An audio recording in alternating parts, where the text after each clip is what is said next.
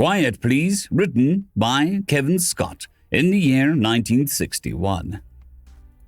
The big man eased the piano off his back and stood looking at Grovzeb. You ain't going to like it, he mopped his face. Boy, will I ever be glad to get off this cockeyed planet. Grovzeb pushed his spectacles, sniffed, and said, Quiet. The big man said, Ain't no native here over 3 feet tall, and they got some crazy kind of communications. I don't talk. Grovzeb said, Quiet. Precisely why I'm here, said Grovzeb, sniffing again. Loathe conversation. Oh well, he laughed. Alone, Grovzeb surveyed his realm. The house was the shell of what had formerly been a little people apartment building. Ceilings, floors, and walls had been removed to form one large room. The tiny doors and windows had been sealed, and a single window and door had been cut into the shell for Grovzeb's use, crude but serviceable. Grovzeb walked to the window and looked down the slope. Little people buildings dotted the landscape, and the people themselves scurried silently about. Yes, thought Grovzeb, it would do nicely. He had brought an adequate food tablet supply. He would finish without the distraction of voices, his beautiful concerto. He would return to Earth famous and happy. Armed with paper and pencils, he went to the piano.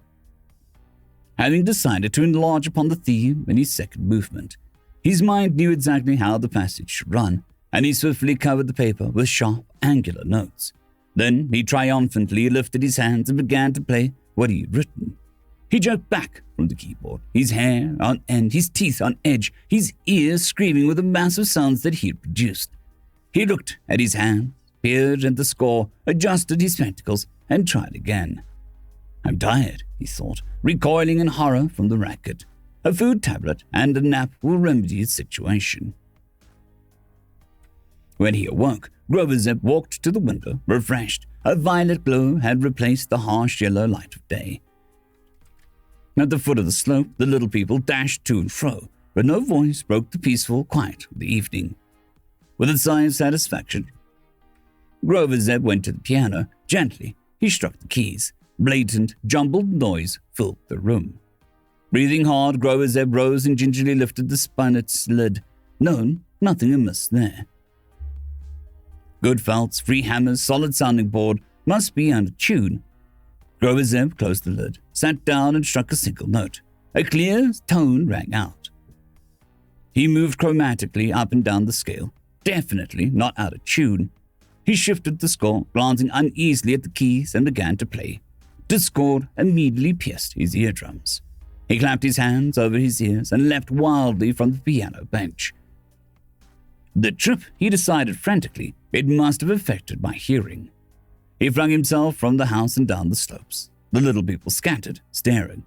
He charged into the administration building and clutched the lapels of the uniformed officer. A doctor, he gasped out. Now, this minute. The officer raised his eyebrows and removed Grovzeb's hands with distaste. It's a little late in the day, he drawled, but maybe the doc up on the top floor. Grovzeb flew up the stairs and into the doctor's office. The doctor's face lit up. A patient, he exclaimed. Capital!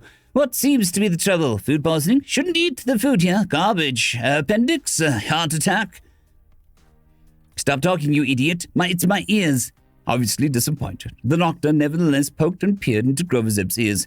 No, he finally said. They're a trifle big, yes, but nothing wrong with them. You sure? Absolutely a pity. I'm getting a bit rusty. With a groan, Grovzeb staggered out of the building, back through the town and up the slope to his house. Seating himself firmly on the bench and began to play, he shuddered. The noise was abominable. Suddenly, his door burst open and a crowd of little people rushed in. They pulled him off the bench and slapped angrily at his hands. Then, with cutters, they attacked the piano. Here, stop that, Grovzeb screeched. What do you think you're doing? The little people pushed and dragged him out of the house, down the slope, through the town, and into a launching bowl at his spaceship. The launching agent took one look and yelled, Get the interpreter on the double! The interpreter ran up and whipped something from his pocket. It looked like a miniature piano skeleton. He tripped a hammer. There was a faint tinkle. Instantly, One of the little people produced a single miniature hammer and tapped it rapidly against his skull. The interpreter tripped another hammer. A second little one responded. Suddenly, one of the little people ran over and tripped all the interpreter's hammers simultaneously. The little people winced. "Oh," said the interpreter. "Well, it's their planet." He hustled Grover Zip out to a freight ship that was warming up for a takeoff. "Is everyone insane?" Grover Zip croaked. "I demand to know what this is all about."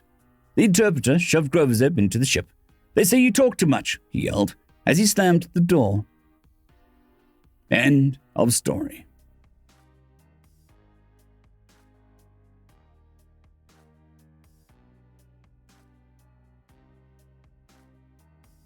Waffen, Elijah, Silvercross, Dragzoon WRE, and Severin Cerberus. Thank you very much.